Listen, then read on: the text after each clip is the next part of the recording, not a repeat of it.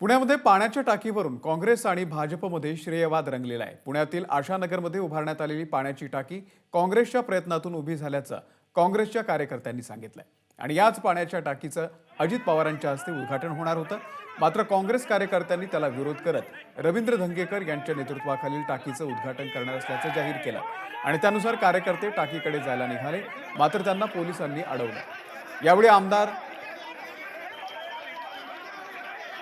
रवींद्र धंगेकर आणि त्यांचे कार्यकर्ते यांच्यामध्ये वाद झाला आणि झटापट देखील झाली। तो माणूस तुला काय छोटा वाटला का तू ढकललं ते? नाही काय मग आम्ही काय चोऱ्या करायला आलो का इथं? नाही काय हा? असं मध्ये.